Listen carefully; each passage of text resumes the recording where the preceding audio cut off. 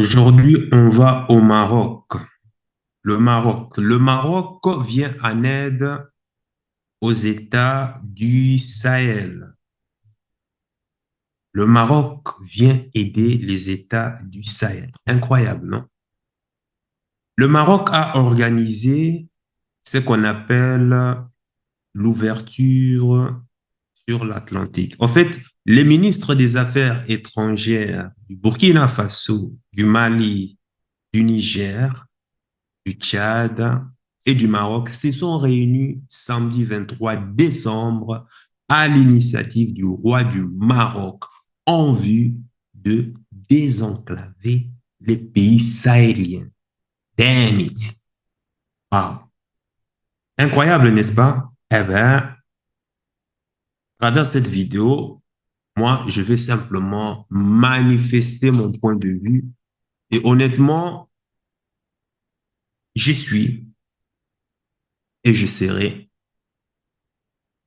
contre la participation des États de l'Alliance du Sahel ou bien l'acceptation des États de l'Alliance du Sahel à cette main tendue par le Maroc.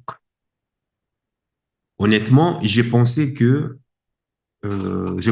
vraiment que le Mali, le Burkina Faso, le Niger allaient gentiment décliner l'invitation, mais j'ai été tristement surpris de voir que les représentants des États du Sahel se sont rendus au Maroc. Je m'en fous du Tchad parce que le Tchad est un pays, voilà, un larbin de la France. Mais quant aux autres, ça m'a complètement surpris. Tu sais, en politique, il y a ce qu'on appelle la diplomatie. Et c'est que on voit à l'apparence, tout ce que tu vois à l'apparence, hein, le côté formel des choses. En gros, les images faux cul qu'on nous balance sur les médias. Puis il y a la réalité, le pragmatisme. Et ça, c'est ce qui se passe en général dans le backstage. C'est qu'on ne nous montre jamais à l'instant T.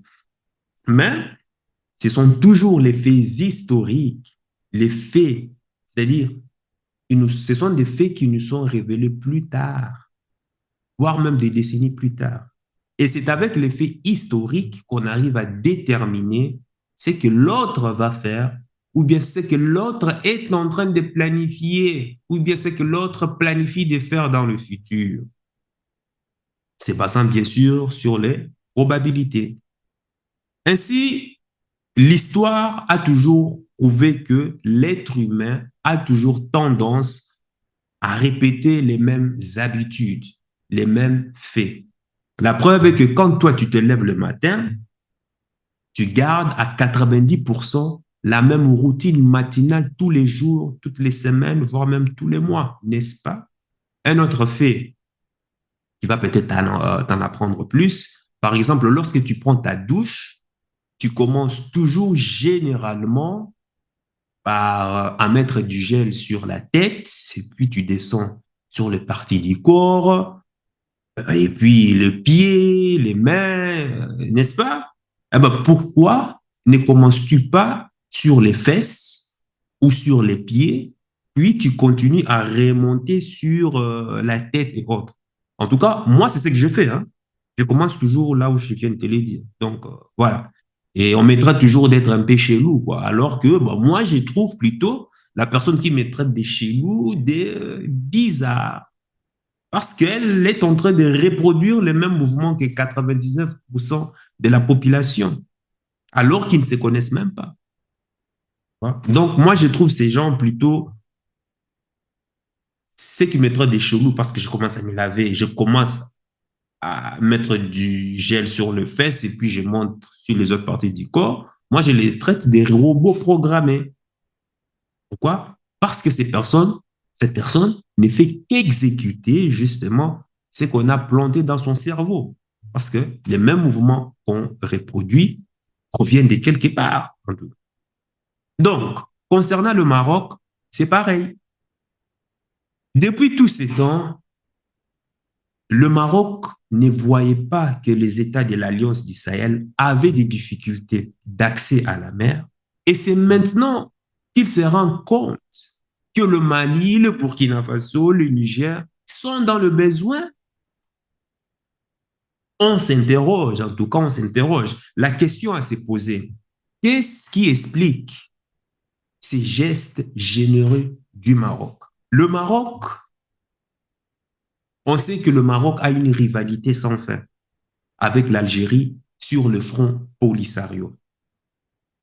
Le front Polisario, connu sous le nom de Frelisario, au début de son existence, en tout cas, est un mouvement politique et armé indépendante du Sahara occidental. Ça a été créé en 1973 et ça avait pour but de lutter contre l'occupation espagnole. Donc, il est opposé depuis 1978 au Maroc pour le contrôle du Sahara occidental.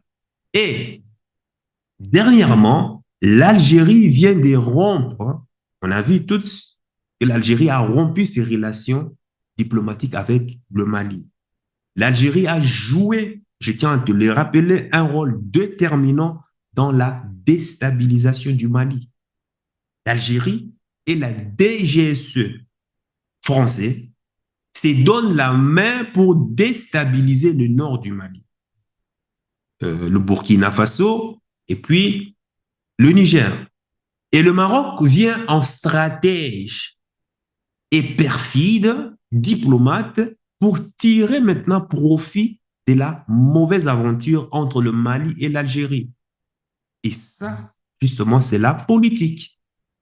Où tu te manges, enfin, où tu manges, où tu te fais manger. C'est comme ça, c'est la loi du talion. On ne peut rien en vouloir. Donc, depuis l'arrivée au pouvoir des vrais patriotes dans l'Alliance des États du Sahel, des dirigeants, ça veut dire des dirigeants qui travaillent pour les intérêts du peuple. On sait tous que la CEDEAO est une institution, une despote et larbin au service de l'oligarchie, en tout cas occidentale. Qu'est-ce que la CEDEAO a fait? Ben, la CEDEAO a sanctionné sévèrement, justement, les pays membres des États du Sahel, c'est-à-dire le Mali, le Burkina Faso, le Niger, parce que ces pays ont décidé simplement de se libérer de l'esclavage économique et mental, spirituel, culturel de l'Occident. Et parmi ces sanctions figurait justement l'interdiction d'accès à la mer pour faire du commerce. Étant donné que le Mali est enclavé, sans accès à la mer, le Niger aussi pareil, le Burkina aussi pareil, on comprend bien que l'économie de ces pays encaissait et encaisse jusqu'à aujourd'hui un coup dans sa balance économique. Après plusieurs années de souffrance, le Mali a trouvé la solution. C'est quoi? C'est d'agrandir son fleuve, qui est le fleuve Niger, c'est-à-dire de l'embouchure jusqu'à l'intérieur du pays, de telle sorte que les gros paquebots, petits, moyens, puissent pénétrer l'intérieur du pays en longeant justement le fleuve, afin de permettre justement au Mali d'être indépendant des autres pays limitrophes limitrophes à la mer. Et c'est ce projet-là d'ouverture des canaux pour permettre justement au Mali d'avoir son propre port national qui est un enjeu actuellement. Et le Maroc, justement, veut éviter cela. Il veut que le Mali, le Burkina, le Niger restent toujours dépendants justement de lui parce que c'est une affaire de gros sous, des milliards et des milliards de dollars. Maintenant, la question que tout être humain éveillé avec un minimum de cervelet devrait se poser est ceci. Pourquoi c'est maintenant que le pays de l'AES vont bientôt avoir l'ouverture sur la mer que le Maroc vient nous proposer son aide. Pourquoi est-ce que c'est maintenant que le Maroc se rappelle que, il faut que je vienne aider justement les États de l'Alliance du Sahel? Au moment où on tuait le peuple malien, au moment où ils avaient besoin d'armes, au moment où ils avaient besoin, au moment où le Burkina Faso, le Mali, le Niger avaient besoin de soutien logistique, pourquoi le Maroc n'a pas répondu présent? Et je tiens à rappeler que malgré cette aide d'ouverture d'accès à la mer, il faut savoir qu'au Maroc, il y a une loi qui interdit de transférer de l'argent gagné au Maroc vers l'étranger. Cette loi interdit en tout cas, euh, tout comme aux Marocains étrangers et aussi aux étrangers qui résident au Maroc, de transférer leur argent à l'étranger. Sauf que pour les étrangers, il doit y avoir une dérogation, une certaine flexibilité. C'est l'article 155 de l'Institution générale de l'Office des charges d'échange, IGOC, comme on l'appelle. En gros, le Maroc vient, enfin, euh, si le Maroc vient investir chez toi et quand l'argent rentre dans les caisses au Maroc, eh ben, l'argent ne sort plus. Donc, en cas de litige, tu es incapable de récupérer ou de poursuivre une entreprise marocaine ou peu importe ou quoi que ce soit. Pourquoi? Parce qu'elle se cache toute derrière la légitimité de cette loi, cette fameuse loi royale. Autre problème, le Maroc ouvre son port, ok? Admettons, les entreprises maliennes, nigériennes, burkinabèses, d'import-export et d'autres entreprises viennent s'installer au Maroc. Et après quelques temps, imagine que tu fais de l'argent. Et maintenant que tu veux rapatrier un peu tes bénéfices vers ton pays d'origine. Et c'est là justement que ça coince. Et c'est là justement qu'on fait comprendre à ces entreprises qu'ils ne peuvent pas sortir l'argent du Maroc vers leur pays d'origine, parce que c'est la loi. Mais pour cela, il faudra justement une dérogation spéciale de l'Institution générale de l'Office d'échange, IGOC. Et c'est là que beaucoup de gens perdent leur plume. Parce que cette dérogation, apparemment, ce n'est pas clair. Parce que c'est l'institution même qui décide, en fonction de leur centre d'intérêt, bien sûr. Hein?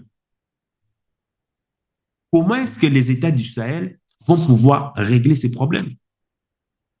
Parce qu'ici, moi, je te parle des faits. Autre chose, le Maroc se voit comme autre chose, enfin, quelque chose qui me pose vraiment problème, c'est que le Maroc se voit comme un royaume trop puissant pour l'Afrique. Sais-tu que le Maroc avait volontairement demandé de sortir de l'Union africaine parce qu'il avait été critiqué à cause de sa politique au front Polisario? Le Maroc suspend relations diplomatiques avec l'Union européenne qui critique sa position par rapport au front Polisario. Donc le Maroc mène sa dictature la plus sanglante au front Polisario et personne n'a le droit de dire au Maroc comment se comporter. Pourquoi? Parce qu'il est riche, il a le pétrole, il a les gaz et personne euh, n'a aucun droit, n'a aucun mot, n'a aucun euh, signe ou quoi que ce soit à dire au Maroc sur son comportement, sur son caractère, sur sa politique. D'une part, c'est très bien. Je loue ça, le comportement, de pouvoir éveiller, de pouvoir se considérer, d'être digne, d'être fier de. Qu'est-ce que le Mali a que le Maroc n'a pas? Qu'est-ce que le Burkina Faso n'a pas que le Maroc a? Qu'est-ce que le Niger a? Ou bien qu'est-ce que le Niger n'a pas que le Maroc a? Pourquoi sommes-nous les premiers à courir dès qu'un pays manifeste son intention de nous aider, surtout quand on connaît l'historique de ces pays?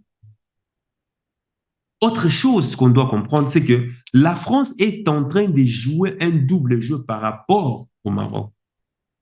Quand je parle de la France, il faudra faire très attention.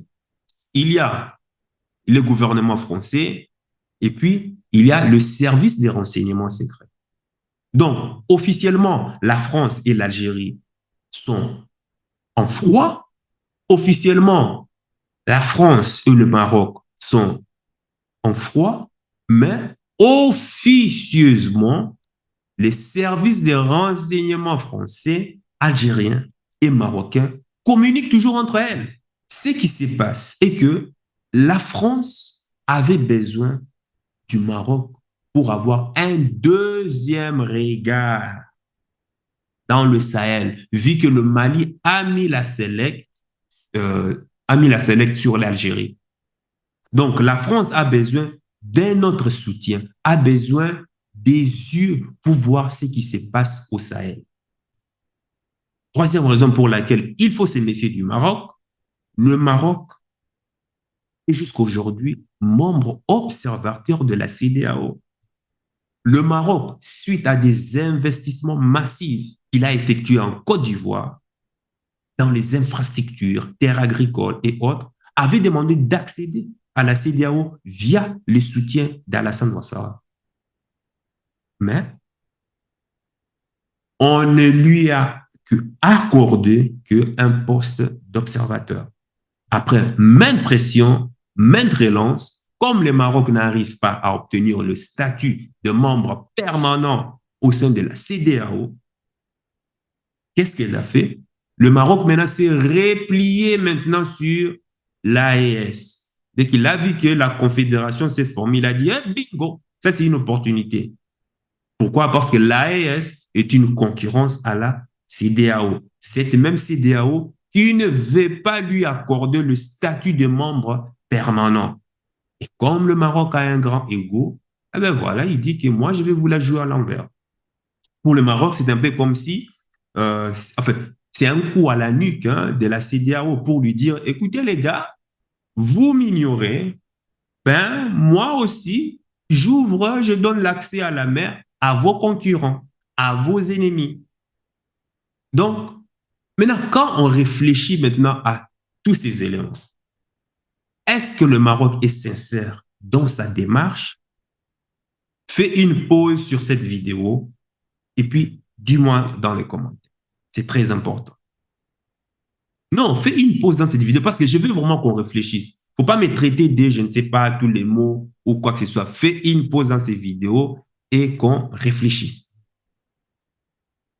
Très bien. Si tu as répondu, très bien. Dès que je finis, et puis je vais te répondre. Tu sais, en géopolitique, quand on propose de l'aide, l'aide n'est jamais gratuite. La question qu'il faut plutôt se poser est que gagne le Maroc en retour? Que gagne le Maroc en contrepartie? Bon, tu vois, les ministres des États du Sahel se sont précipités pour y aller. OK, bah, j'espère qu'ils savent vraiment ce qu'ils sont en train de faire. Parce qu'à ce niveau de combat où nous en sommes, il faut éviter de se disperser avec les aides alléchantes qui viennent perturber notre focus. Et notre focus est de rester engagé sur le projet d'ouverture d'un canal dans le fleuve Niger pour avoir son autonomie avec notre propre port national. Et je le dis encore, le Maroc n'a pas de problème particulier avec le Mali, le Niger, le Burkina Faso, ni de démêlés avec le Niger, le Mali, le Burkina Faso. Mais quand même, souvenons-nous de ce que le Maroc a fait avec les Noirs africains, avec les Noirs africaines à la frontière espagnole. Lorsque le Maroc, à cause de son problème avec l'Algérie par rapport au front Polisario, quand l'Espagne s'est rangée justement du côté de l'Algérie pour soutenir le front Polisario, le Maroc a volontairement ouvert sa frontière pour laisser les femmes et hommes africains aller mourir. Le Maroc a dit d'ouvrir la frontière et de laisser entrer, et de les laisser entrer. Et on a vu comment. Est-ce que la police marocaine, la police espagnole ont massacré nos frères et sœurs de part et d'autre de la frontière. Et après enquête, il est ressorti que l'Espagne et le Maroc.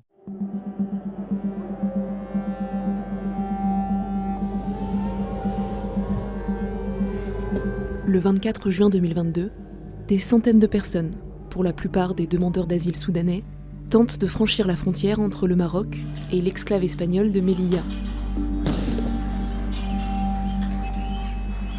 Ce qui suit est l'une des tragédies les plus meurtrières jamais enregistrées lors d'une tentative d'entrée en Europe. Au moins 23 personnes perdent la vie et 77 sont portées disparues.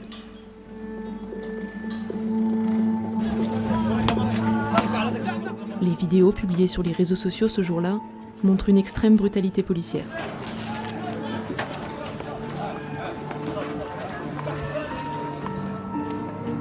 Mais selon une organisation proche du gouvernement marocain, les morts ont été causés par un mouvement de foule. Et les responsables espagnols affirment qu'aucune violation des droits de l'homme n'a été commise de leur côté de la frontière. Je répète que les forces et les organes de sécurité ont agi de manière tout à fait légale, proportionnelle et nécessaire. Il n'y a eu aucun décès sur le territoire espagnol. 5 mois après les événements, d'importantes questions demeurent. Comment la tragédie s'est-elle déroulée ? Sur quel territoire sont mortes les victimes ? Et le Maroc et l'Espagne ont-ils dit la vérité ? Pour répondre à ces questions, Le Monde, en partenariat avec Lighthouse Report et plusieurs médias européens, a enquêté pendant plusieurs mois. Nous avons analysé toutes les images disponibles, obtenu des séquences inédites et parlé à plus de 40 témoins, dont des officiers de police. Grâce à cela, nous avons reconstitué un modèle 3D détaillé du poste frontière où s'est jouée cette tragédie.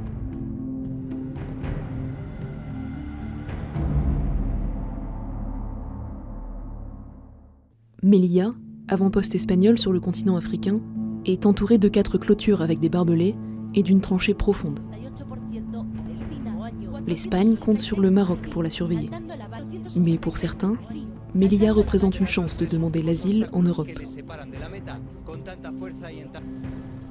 Pour limiter le risque d'arrestation, ils sont nombreux à se rassembler avant de tenter la traversée.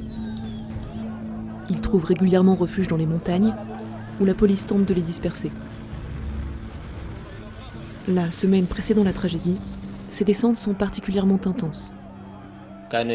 Ils venaient tous les matins, autour de 7 ou 8 heures, pour nous pousser hors de la forêt.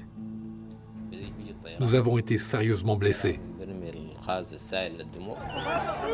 Selon des membres de ce groupe, les forces de sécurité marocaines les ont attaqués 4 jours d'affilée. Ils ont trouvé notre nourriture. Nous avions du riz, un peu d'eau. Ils ont pris toutes ces choses. Et puis ils ont commencé à dire au mégaphone que nous avions 24 heures pour partir, traverser la barrière ou retourner en ville.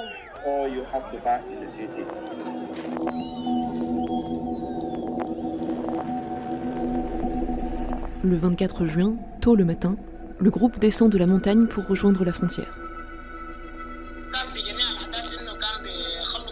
Normalement, les gendarmes laissent les gens retourner dans les montagnes s'ils ne réussissent pas à traverser. Mais pas cette fois-ci. Quand nous avons atteint le poste frontière de Barrio Chino, nous sommes tombés sur de nombreux soldats qui ne nous ont pas bloqués avant que l'on atteigne la clôture.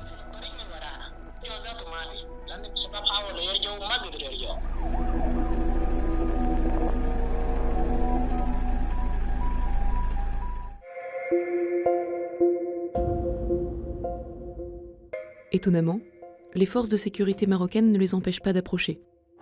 Elles en ont pourtant les moyens. Pendant que les migrants descendent de la montagne, les camions de police sont déjà déployés. Ils n'interviennent pourtant que lorsque le groupe arrive près de la clôture et les prennent à revers.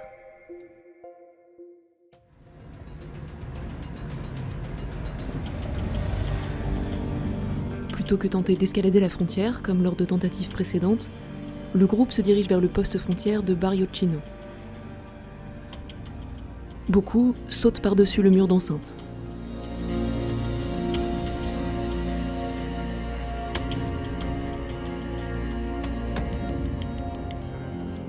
Au même moment, les forces de sécurité se déploient tout autour du bâtiment, empêchant toute fuite. Nous avons obtenu l'accès, rare, à l'intérieur de ce poste frontière. Un officier de la Guardia Civile espagnole nous le fait visiter. Donc, la Guardia Civile contrôle jusqu'à cette porte. Oui. Et ensuite, c'est le Maroc? Oui, c'est le Maroc.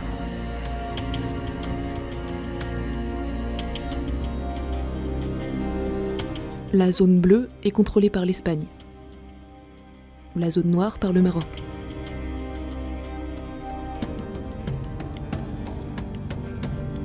La porte rouge est de facto la frontière entre les deux pays.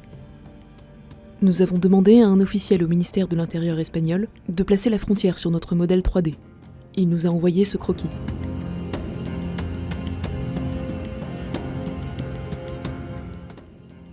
Côté marocain du poste frontière, alors que plusieurs centaines de personnes sont dans la cour, certains se mettent à utiliser des outils pour forcer la porte.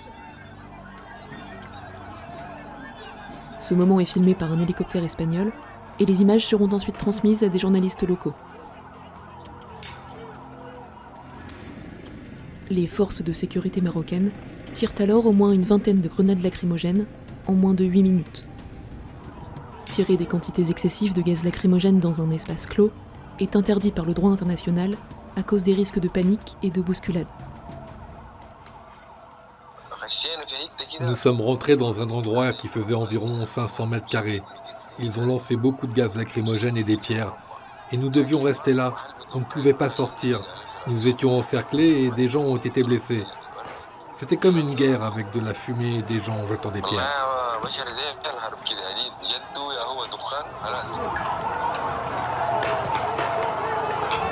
Le moment où le groupe réussit à casser la porte coïncide avec celui où la police marocaine pénètre dans la cour.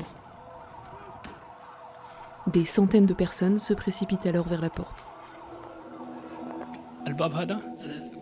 La porte a été cassée par la force, et puis la foule a poussé certaines personnes au sol. C'est ici que des gens sont morts. Imaginez les conditions. On respirait du gaz lacrymogène et on manquait d'oxygène. Nous avons demandé à Samir de nous montrer où ils avaient été écrasés. Anin était parmi ceux qui se trouvaient devant, près de la porte. Il a été poussé par la foule, il était déjà blessé à la tête, il a été piétiné par d'autres personnes. Il est mort une demi-heure plus tard, dans la zone espagnole du poste frontière. Il est mort côté espagnol.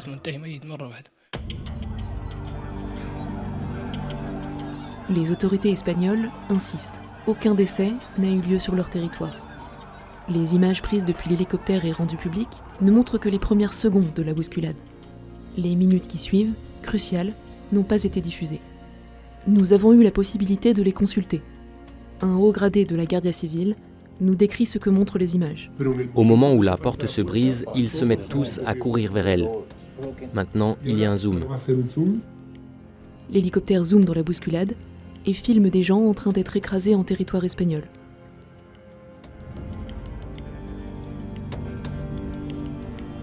Le haut gradé a dessiné ce croquis pour nous. Cette ligne sépare le Maroc et l'Espagne. Est-il probable qu'il y ait eu des morts ici? C'est probable, oui, nous ne l'excluons pas. Il est probable qu'il y en ait eu ici, et il est encore plus probable qu'il y en ait eu à gauche, mais il peut y en avoir eu à droite. Et il peut y en avoir dont le corps est à moitié d'un côté et à moitié de l'autre. Quand un pays est séparé par une ligne, une personne occupe plus qu'une ligne. Une quinzaine de minutes après le début de la bousculade, une vidéo filmée par un drone espagnol montre comment ceux qui sont alors passés en Espagne y ont été piégés. Nous avons zoomé sur la zone située derrière la frontière où des gens sont encore en train d'être écrasés. On voit des officiers marocains les frapper avec des matraques.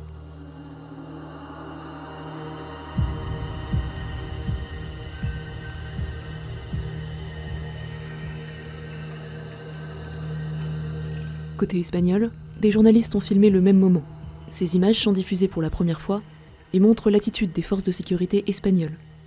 Là encore, les gens sont battus. La police espagnole nous a encerclés et a continué à nous gazer. Je ne voyais rien, je pleurais, mon nez coulait, je perdais connaissance. Ils nous ont attaché les mains, puis ont ouvert le portail et nous ont emmenés un par un du côté marocain.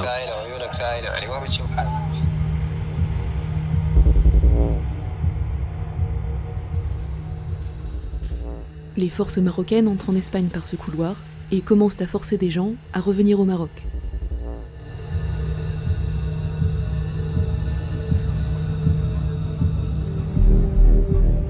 C'est ce que l'on appelle un pushback, c'est-à-dire l'acte de renvoyer un migrant sans lui donner la possibilité de demander l'asile. C'est illégal lorsque la personne risque de subir des violences de l'autre côté de la frontière. Le 24 juin, 470 personnes ont été refoulées au Maroc.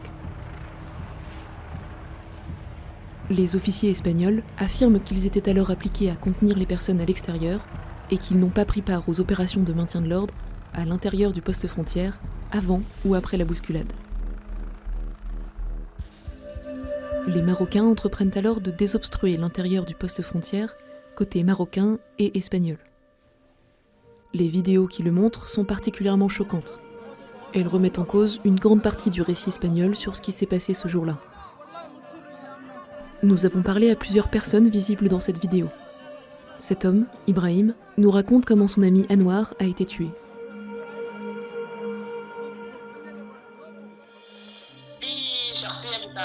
Vous avez peut-être vu Anwar dans une vidéo. Il a été tué sous mes yeux. Il y avait beaucoup de gaz dans l'air, qui étouffait beaucoup de monde. Puis un soldat marocain l'a frappé, à l'arrière de la tête. Quand il ne pouvait plus respirer, un autre soldat a sauté sur sa poitrine avec ses bottes. Quand ils ont compris qu'il était mort, ils ont rassemblé tous les débris qui étaient là et l'ont recouvert avec.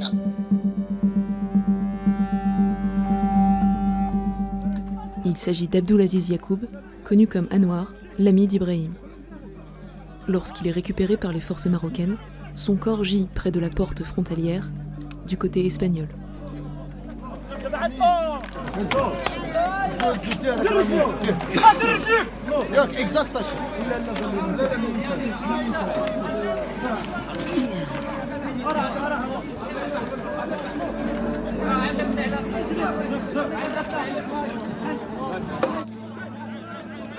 D'autres personnes semblent inconscientes ou mortes, également en Espagne.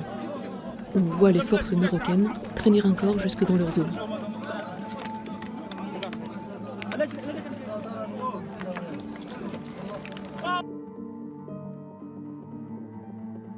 Les membres du groupe, mais aussi les corps sans vie, sont alors emmenés dans cette zone, à l'extérieur du poste frontière, côté marocain. Là, ils restent plusieurs heures, les mains attachées dans le dos, certains visiblement blessés.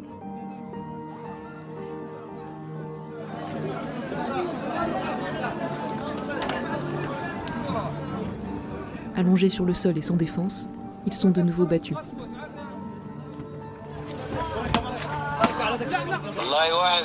Nous avons été ramenés un par un. Ils nous ont remis aux Marocains qui ont commencé à frapper tout le monde jusqu'à ce que beaucoup soient inconscients. Puis ils nous ont jetés au sol, à l'extérieur du poste, pendant environ 4 heures et sous le soleil. Quand on m'a ramené, j'ai trouvé beaucoup de morts sur le sol. J'ai été jeté sur 2 cadavres. Ils m'ont traîné et jeté sur ces 2 cadavres après m'avoir sévèrement battu. Nous avons vu des choses terribles, vraiment terribles. J'ai vu des gens qui avaient besoin d'aide à ce moment. Ils avaient besoin d'une ambulance. Mais les Marocains n'en avaient rien à faire. Les ambulances, comme de nous, ils ont dit « Vous êtes des animaux, vous devez mourir ». Nous avons vérifié les horaires auxquels ont été prises ces vidéos et pouvons confirmer qu'ils sont restés au moins 3 heures au soleil. Côté marocain, aucune aide médicale n'est visible dans les vidéos. Selon une ONG marocaine, des ambulances étaient présentes tout au long de la journée, mais n'ont été utilisées que pour évacuer les corps sans vie. En Espagne, une ambulance est alors garée à 100 mètres de la frontière. Les responsables ont déclaré qu'ils ne pouvaient s'approcher davantage pour des raisons de sécurité. Il est impossible de déterminer comment ces personnes sont mortes sans une autopsie indépendante. Mais nous savons que des gaz lacrymogènes ont été utilisés de façon excessive dans un espace fermé, que des personnes ont été frappées de manière répétée et qu'après la bousculade meurtrière, les gens ont été laissés durant des heures sans assistance médicale. Les autorités espagnoles insistent sur le fait que leurs forces de sécurité ont agi légalement et affirment que seuls les dirigeants marocains doivent répondre aux allégations de violation des droits de l'homme. Pourtant, non seulement des personnes sont mortes sur le territoire espagnol, mais près de 500 autres ont également été refoulées au Maroc par les forces de sécurité espagnoles. Enfin, les images enregistrées par l'Espagne elle-même montrent qu'elle surveillait de près les opérations marocaines. Elle savait ce qui se passait de l'autre côté. Je blâme les Marocains et les Espagnols pour ce crime, car les migrants ont été attaqués par les deux. Il y a des gens qui ont été battus en Espagne et qui ont perdu la vie après avoir été ramenés du côté marocain.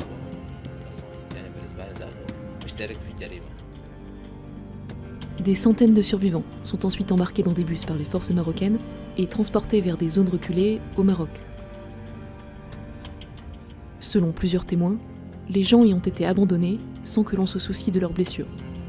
Et au moins une personne est morte au cours du voyage. Alors que le bilan officiel s'élève à 23 morts, les familles de 77 personnes qui ont participé à cette traversée sont toujours à la recherche de leurs proches. Eh bien voilà, c'est ce que j'ai dit. L'aide que le Maroc accorde à l'AES est un cadeau empoisonné. As-tu vu les conditions de vie de la plupart de nos frères et sœurs africains résidant au Maroc? On a vu comment est-ce qu'ils ont violé, tabassé nos sœurs pour assouvir complètement leur pulsion sexuelle. Et après, ils ont forcé ces pauvres femmes à marcher tout nus, nus de chez nus, dans les rues, jusqu'au désert, pour les abandonner, sans eau et sans nourriture. Quand j'ai vu les vidéos, my God, my God. Mes larmes ont coulé. Comment peut-on arriver à ces degrés de haine vis-à-vis de notre être humain? Comment peut-on se dire musulman et traiter un être humain de la sorte? Ils ont pris d'autres femmes noires, maliennes, ivoiriennes, sénégalaises. On les a amenées dans une espèce de broussaillon, je ne sais pas quoi, pour faire des pratiques sexuelles abominables, avec du tronc de bois. Et dès qu'ils ont fini, ils les ont obligés à ces femmes de creuser soit la tombe ou soit de courir dans le désert, quoi. Dans les deux cas, de toute façon, tu es mort. Hein. Ça, c'est clair. C'est la mort assurée. Sauf si vraiment tu rencontres vraiment un ange ou bien, je ne sais pas moi, un sauveur dans le désert. Les images sont là. Je vis comment est-ce que le Marocain traite les femmes noires. C'est abominable, c'est inhumain, c'est dégradant. Et c'est ce pays-là qui s'est dit pays musulman, religion de la paix. Le pays qui a ouvert, c'est-à-dire le pays qui a ouvert ses frontières pour massacrer les Noirs africains. Parce que justement, son ego a pris un coup à cause de la critique de l'Espagne au front Polisario, que le Maroc qui l'a fait. Et aujourd'hui, vous me dites que ce même Maroc vient nous aider à avoir accès à la mer. Vous me dites que les États du Sahel abandonnent la Guinée, qui a pourtant laissé son port ouvert. Les États de l'Alliance du Sahel abandonnent le Togo. Bon, on sait qu'il y a un pied dedans, un pied dehors aussi. Donc, pour aller simplement se retrouver dans le griffe du Maroc, pourquoi nous-mêmes sommes-nous pas capables de créer un port dans l'AES? Pourquoi n'avons-nous pas la volonté de puissance d'apporter la mer dans le désert et de créer un port? Pourquoi faut-il toujours courir à chaque fois qu'on entend l'aide, l'aide, l'aide, l'aide, l'aide, l'aide, l'aide, l'aide? Pourquoi? Franchement, il y a des fois, je me pose vraiment des questions quand je vois l'attitude de certains ministres.